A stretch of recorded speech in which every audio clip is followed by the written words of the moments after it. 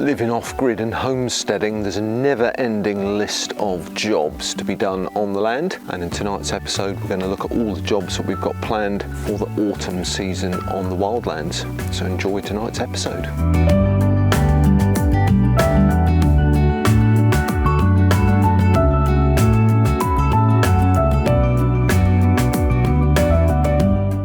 Welcome back to the wildlands. We've had a bit of a break, haven't we? Yeah, we've had quite a lot of time off actually. So it's probably about a month since our last video. Oops. It's like a holiday. So we actually went back to the UK, didn't we? We did, yep. And we saw family, my mum, and had a little holiday. And we saw my son Phoenix and met up with friends. It was lovely, wasn't it? The main reason was also we ran one of our events, which is great news for us because it means we got a little bit more budget to carry on the cabin. And now that we're in autumn, although you wouldn't believe it from the sunny weather that we've had the last couple of days, got a lot of autumnal jobs to create, haven't we, and get done. Jobs, constant. So what jobs have you got on the list? Well, first of all, once we've ordered the bits and bobs for the cabin, since you mentioned that, Yep. we're going to clad the outside with, what would you call it, live edge wood? Yep. Live edge wood planks, which we have to treat ourselves, so that'll be quite a big, laborious job. But then the outside is going to get its wrap and its cladding, and that'll be waterproof. And then we're also going to buy the stuff to make the roof. It's exciting, isn't it? So we're going to have to put the beams up, and then OSB on top of the beams, and then metal roofing on top of that. So that'll be a huge job, but it is exciting. It is. Because once we've done both of those, the cabin is basically waterproof. We measured up yesterday. So yeah, lots of exciting cabin stuff coming up in a different video. But before we did all that, we had to clad the cabin, didn't we? Because we have a lot of rain coming. Yep. So the cabin is now currently clad rather attractively in a very large tarp to keep her dry in the rain until we get all the waterproofing done and completed that Missy mentioned a minute ago. So exciting times. And welcome back to the cabin on the wildlands. And as you can see, we've been busy. We've got our 2 reclaimed windows in. That was the pane that you might remember, sadly, we broke in the winds when it blew over. So these are temporarily fitted, or partially fitted I should say. So this one here, it's got little noggins of wood to keep it in place. But basically we need to get some framing wood to go round, and then we need to seal it with silicone. You can see also that the door, also reclaimed, is now on. Needs a lock and a Yale key fitting. Obviously that needs repairing, but good progress, really happy with that. And we are expecting rain very, very soon. It is forecast. So we've got to get it watertight. So obviously we've got cladding here. We've got the door on. Paul's framework is partially finished with the floor waiting to go on, so that's all coming later on in about a month or longer when we have our next injection of capital to do the next part of the cabin. So the 3 sides that are not clad, we've got to protect that and the roof and keep the OSB dry, hoping that we get our rain next week. So with the hopeful rain, today's job is to get the cabin waterproof, just to protect her for a month or 2 until we get back onto the work and we get the roof up. So you can see also that Paul has finished the joists on the balcony section, or the veranda, because the balcony is going above, so that needs joists to go on. And we've just put this OSB here temporarily so that we've got a method of getting in safely, because now the door is on. That's our only access because we've finished the last panel on the end there. We've got to put the balustrade on, which I'm going to make out of fence posts that are a little bit thinner than this, but the same style as that, which are already treated. And then in between the treated bits of fence post, I'm going to use natural wood that we collect off the wildlands to make it look rustic. But it is lovely. The view out the front is going to be stunning. And then we've got to come back and do the upstairs or the balcony part once the roof starts going on. That'll go on as well. So it's all very exciting.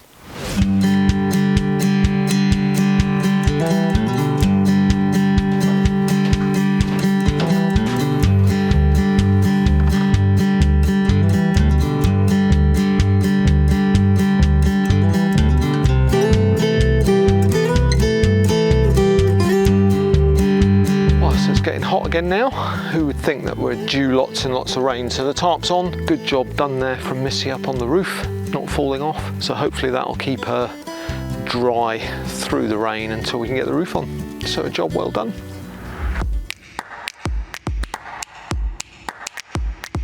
Next on the list is a little project for the cats. They love spending time outside, but we don't let them loose for a whole bunch of reasons that we'll tell you about when we actually do the catio build. A catio is a cat patio or a cat conservatory, and it's basically like a big old cage, and they're going to have lots of levels so that they can jump around and snooze outside in the sun and watch the birds and catch the moths that fly through. And we're quite excited about that too, aren't we? Yeah, so we've loosely planned that out. What we're going to do is that's going to go on the back of Rosie's cabin with a cat flap that goes into her cabin, and they can go in and out of the catio into her cabin, but there'll also be a tunnel eventually that will go to our cabin.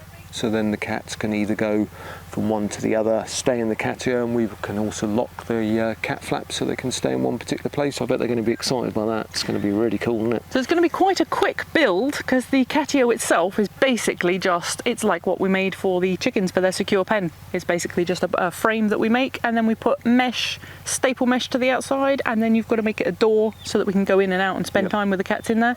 And that's it. So I don't think it'll take very long. No. A couple of days tops.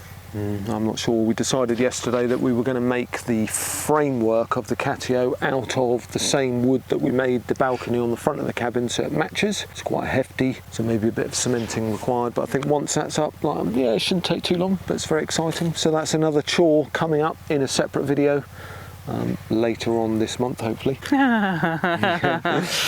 Manifest it. What's next on the list? I still need to dig my nature pond at the bottom of the food forest, and I was going to do that when I got back from England, but I was really ill, so I used up all my time, and now it's really hot and it's too hot for digging a pond. So I'm going to wait until the rains have been and softened up the ground again, and then I'm going to get in there and dig that pond myself. I'm also debating maybe making the lower half of it a bog garden. I've been researching ways that you can do that, so I need to just dig like 2 meters deep, and then we're going to fill that with pond liner and then put earth back in it, and then we can have giant gunnera and things like that. That's going to be exciting. I like a giant gunnera. Yeah, and then the pond won't be for irrigation or anything like that. It's literally just for nature, so it's going to be full of frogs and newts and dragonflies and lovely things. I'm looking forward to that, and you'll be able to see it from the bathtub, which would be very nice. Yeah. So yeah, we had assumed that come October, autumn would start like it did last year, and it should have cooled down. The weather forecast said it was going to be very cool, didn't it? And then there was a freak heat wave blown over from Africa, so instead of having what would be a nice cool autumn for us at this time of year around 2025, we've actually got 35, 38 heat wave again, which is due to stay with us for another week. Before it rains. So we have had rains before, but we got a lot more rain to come, but this freak heat waves that's stopping us doing a lot of jobs, isn't it? There's not much fun, really. We thought the summer was done. I'm ready for it to be done. I'd like some cooler days. So at 35 degrees this morning, we had 3 cubic metres, a couple of tonnes of manure delivered, which in the bid to save my back, those of you that watch us regularly remember I have a bad back, so Missy got the short straw to move a great quantity of manure from the driveway into the wildlands into the compost bins. That's right, and we're just going to leave it sitting there. It's going to rot down for at least 6 months. Should be a year, but I think with 6 months, if we turn it regularly, we can get away with, and then it can go down in the garden.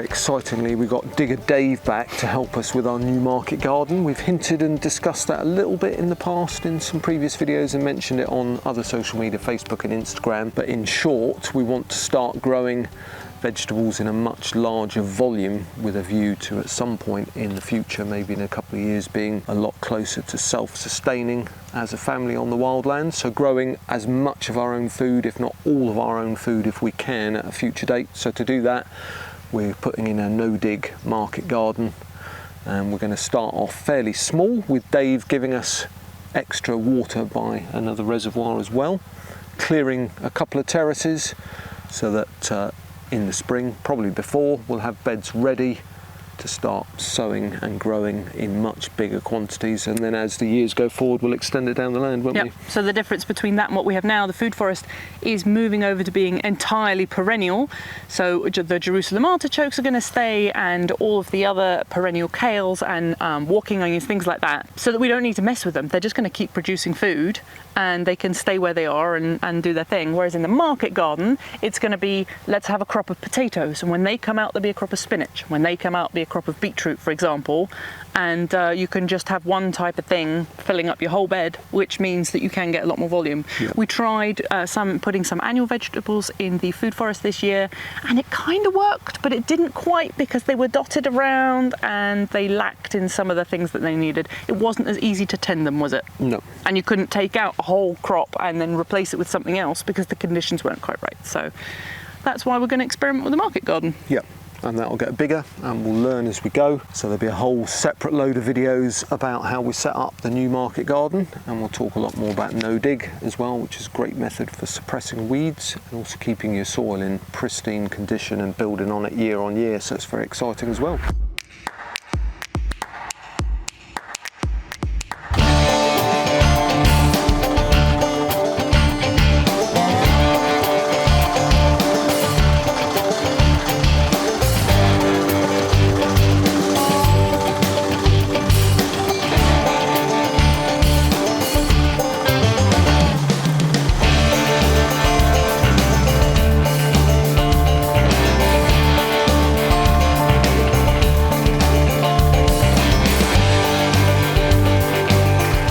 Clearing this area, which is just below where the food forest ends, and we're going down another 2 terraces. They are quite small terraces, but Dave is going to clear all of this area to my right, going down the hill towards Rosie's trampoline and up a bit behind this fig tree, and it's going to be the beginning of our market garden, which is going to be more traditional no dig beds going off, cardboard, compost on top, and then we'll build them up each year using the dowding method of no dig. So less permaculture in this area and more volume. And then Dave is also going to help us with yet another reservoir, as with more garden we need more water, and then when we've got enough water for this garden that he's creating with us over the next week, and the food forest, which we've already obviously created and solved our water problem, then we'll continue extending down the land, a couple of terraces at a time, so that we can grow large volumes of things like potatoes, sweet corn and so on. So Dave is going to be a digging.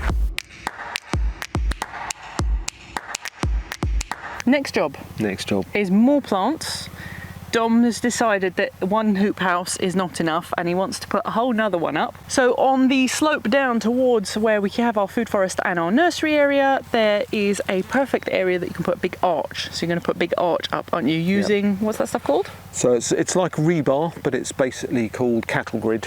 So you can use it to make cement floors, but it's basically a roll of really thick big square mesh. Yeah, and it's what we used on the hoop house. Yeah. So I'm going to put stakes in the ground, and then we're going to bend 3 or 4 sections of the cattle grid into an archway, which would be tall enough and wide enough to walk through, and then strong enough to hold the weight of grapes, which is exciting. So we've got 6 new grapes that we're going to plant there when we've done that job. Eating grapes or wine grapes? All eating grapes. Eating grapes, So yeah. We're not interested in making wine at the moment. Project for another year, that one. So despite all the grape yards or vineyards around us, it's our 3rd attempt at growing eating grapes. So each year I've planted them and they've died.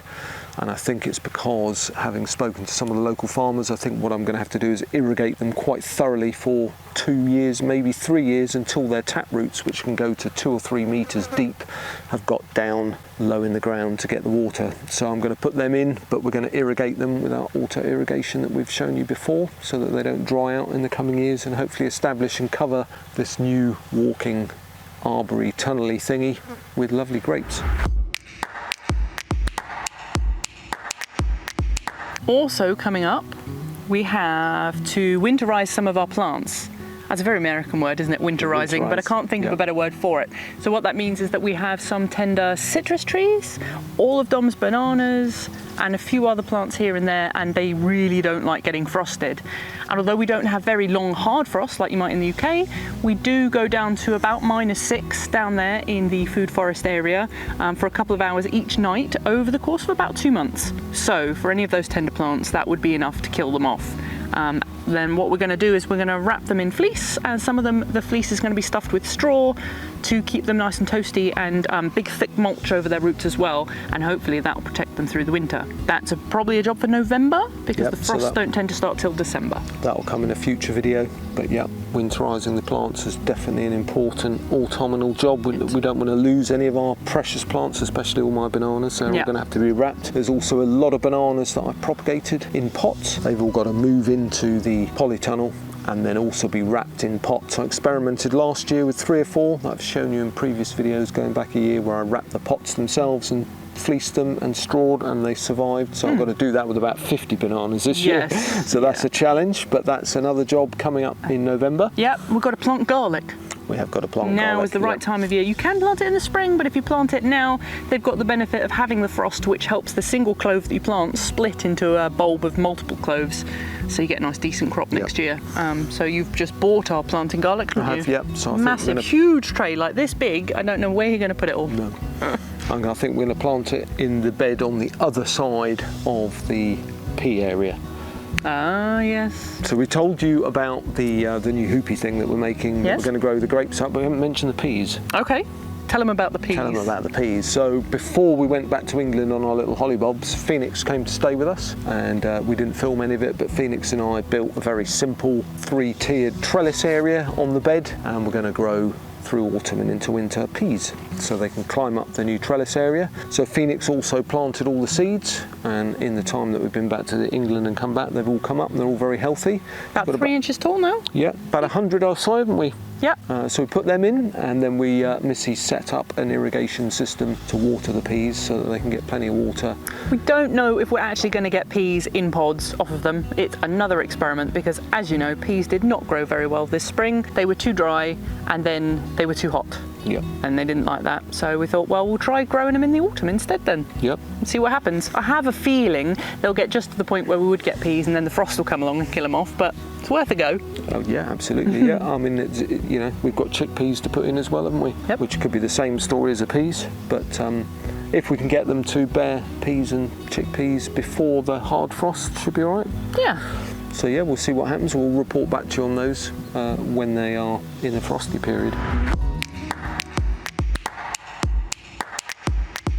Another job. They're stacking up, aren't they? I don't know when we've got time to do all these things, but we would like to have a go at propagating some of our plants. As we're going into autumn, it gets colder and plant sap tends to settle down and go lower in the plant, which it makes it the ideal time for both pruning and taking cuttings of hardwoods. Is it hardwoods? Yeah, and semi-hardwoods. And semi-hard. What's a semi-hardwood, Dom? Yep, so semi-hardwood is on a hardwood plant, but it's this year's growth that's still soft and green. Ah. So all things like raspberry, lavenders, any kind of woody herbs, like currants? Sage, yep, and currants, and olive trees, figs, I think. and figs, and all kinds of things. Yeah, so we're going to take a whole bunch of cuttings, and what are we going to do with them? So some of them we're going to put in rooting hormone and put in sand. Some we're going to put in honey and put in sand and or earth. Some are going in earth. Depends on the type of cutting and how likely it is to get a mould infection before the roots come through, but most of them are very, very simple. So it's a bit like the lavenders I showed you last year. So it's basically take a 6-inch cutting, remove 2/3 of the leaves, dip it in some rooting hormone, stick it in some earth, wait a couple of months, you've got plants. Other things you can do at this time of year, geraniums before frosts hit. You get good cuttings off geraniums before the frost hits, and then overwinter them on a window ledge until next spring when the risk of frost has passed. So loads of things, very exciting. So that's, you know, it's basically just getting ourselves a whole bunch of plants for free, because the shops all have their current plants in at the moment, and although they're reasonably big, sort of yay big, or maybe even a metre tall, some of them, you're going to pay €6-7 for each of those plants. So if we can take cuttings off of our plants and get them to root, free. Yeah. It's nice. Why not? So we'll show you those in episodes of Plants for Free, because we do like plants for free, don't we? Do, why not? And the final thing on our list this side of Christmas is I would like to make a little outdoor fire pit area. Oh yeah. Because we have in our shade house, we do have a wood burner, which is lovely. So you take off the lid and you put your log in and you put the lid back on and it's got a flue and you have the heat coming out the sides, but it's not quite the same as having an open fire, is it? No. So once the rains have been again and the temperatures are cooler, we're allowed to have a fire, as long as it's not, you know, going to set fire to Portugal, which it wouldn't. So we're thinking of clearing a little area in the middle of our driveway that we don't use, aren't we? Yep. And then we get some big stones and put it around the outside, and then we can sit around there in the winter and have an open fire, maybe pop a kettle over there or make toast and marshmallows and stuff. Yeah, sounds good. Yeah, it'd be nice. Yeah, I've missed an open fire. I think we'll try and get that lined up with our next party. Oh, good and idea. We can have the party around a big open fire, like a bonfire. That'd be nice. When the risk of, I think after the rains that are due next week, we'll be able to start having fires again. We did have a couple of fires in the last lot of rain, so it was all fine. But it's been very dry again, so we've got to wait for the wet to come back, haven't we? Yep. Funny, isn't it? Nothing like England. No. And you have to get permission as well if you're going to have a bonfire. You have to register the fact that you're going to have a bonfire. It's good though, it's clever. It is. So yeah, we'll wait for these 35 degrees days to pass. We've got another week of... 5 more days. Yep. 5 days. I am counting them, my goodness me. It gets so hot. We're getting up at... I was trying to get up at 7 and then I didn't realise that it's actually still dark at 7. Yep. It's not like in the height of summer when you can get up at 6 and it's light. So we're getting up as soon as the light's up so that we can maximise our working time. And then we have to knock off at about 1 o'clock. It's too hot to do anything again. So that's our jobs for the coming couple of months. Some of them we're doing now, and you'll have seen in tonight's video, and some of them we'll do as separate videos and update you at a later date as and when we get them done. Yeah, some of them are little jobs. You know, planting garlic, that'll take half an hour or so once we've decided where they're going. Yep. And other things like cladding and roofing the cabin's going to take a couple of weeks. So we'll just put it in where we can and according to what weather we have. Yeah, yeah. Because at the moment it's too hot to work in the day, and in a couple of weeks probably too wet to work in the day. I was thinking, yeah, you're not going to be not climbing on a roof of a cabin in the rain. No. And unconnected to the long list of jobs is we were very naughty yesterday, and we got a couple of new chickens, didn't we? We did. So we've shown those on social media, but I thought I'd give you a little end of video peek at our 2 new chickens. They're so beautiful. What you got there, Missy? Couple of boxes.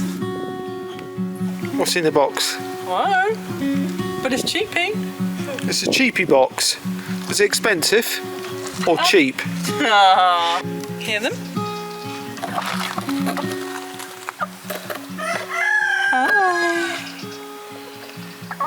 Right, to the coop. To the coop.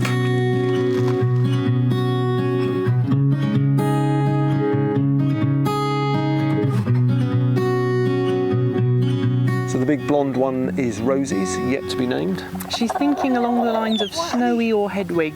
The Hedwig I like, yep. And the little black one, which what did we decide? Somebody said it was a kook. Is that right? A kook, yeah.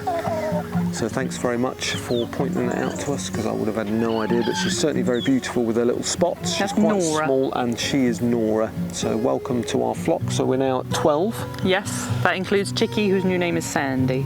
And Chicky's got big as well. It's been a while since we've shown you Chicky. So here she is as well, being very Chicky-like. So we're up to 12 in the flock, and we're oh, that's another job that we have. We forgot about that. We're extending the chicken coop and building a second coop, basically, because we want to start breeding silkies next spring. So there'll be no rush on that job, but we're basically going to double the size of the outdoor area and put a second coop in for a silky family. And Dolly, as much as we love her, she's not really fitted in very well with the rest of the flock, has she? No, well, she doesn't actually look very much like a chicken. She doesn't sound like a chicken. She looks more like a cross between, I think if the Muppets did a baby emu, then that would be her, and she kind of says, "Wah."